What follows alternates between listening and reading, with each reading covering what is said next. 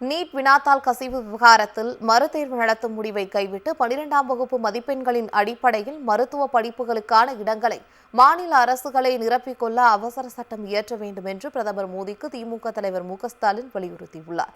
பிரதமர் நரேந்திர மோடிக்கு திமுக தலைவர் மு.க.ஸ்டாலின் எழுதியுள்ள கடிதத்தில் நீட் தேர்வில் உள்ள அமைப்பு ரீதியான குறைபாடுகள் மீண்டும் ஒருமுறை வெளிச்சத்துக்கு வந்துள்ளன என்றும், வினாத்தாள் கசிவினை தொடர்ந்து 2026ஆம் ஆண்டுக்கான நீட் தேர்வு ரத்து செய்யப்பட்டுள்ள நிலையில் மிகுந்த கவலையோடு இந்த கடிதத்தை எழுதுகிறேன் என்றும் குறிப்பிட்டுள்ளார்.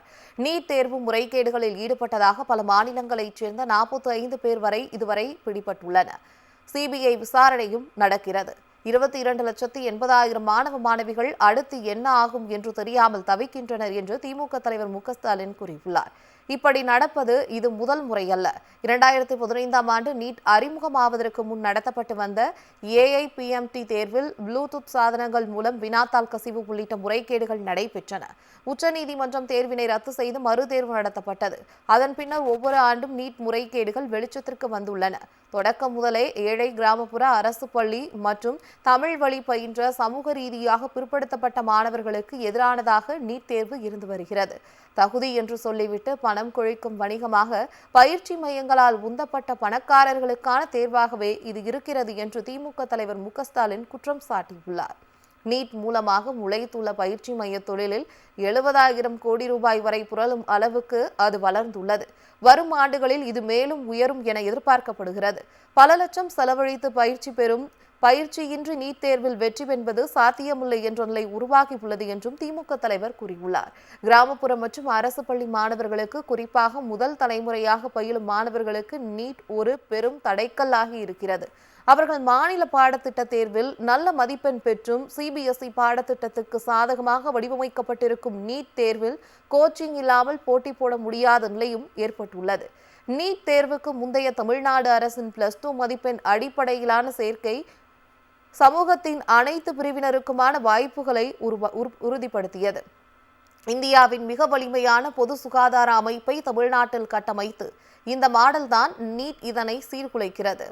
நீட் தேர்வு முறை உருவாக்கும் மன அழுத்தத்தால் மாணவர்களின் உயிரும் பறிபோகின்றன என்று திமுக தலைவர் மு.க.ஸ்டாலின் தெரிவித்துள்ளார்.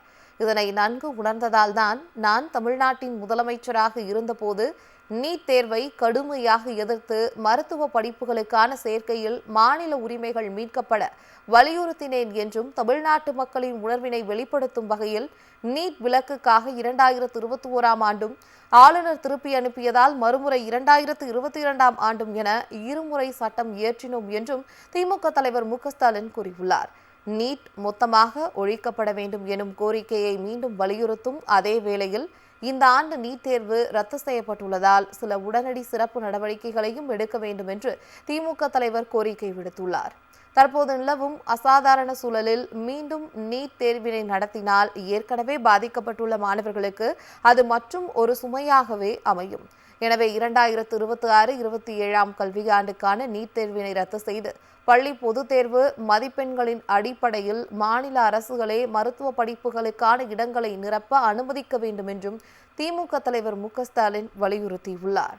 தற்போது நாடாளுமன்ற கூட்டத்தொடர் நடைபெறாத நிலையில் இதற்காக ஒன்றிய அரசு தேசிய மருத்துவ ஆணைய சட்டம் 2019 படி 14ஆம் பிரிவினை திருத்தி இந்திய அரசியலமைப்பின் பிரிவு 123 படி ஓர் அவசர சட்டத்தை இயற்றிட வேண்டும் என்று பிரதமருக்கு எழுதியுள்ள கடிதத்தில் திமுக தலைவர் மு.க.ஸ்டாலின் வலியுறுத்தியுள்ளார்.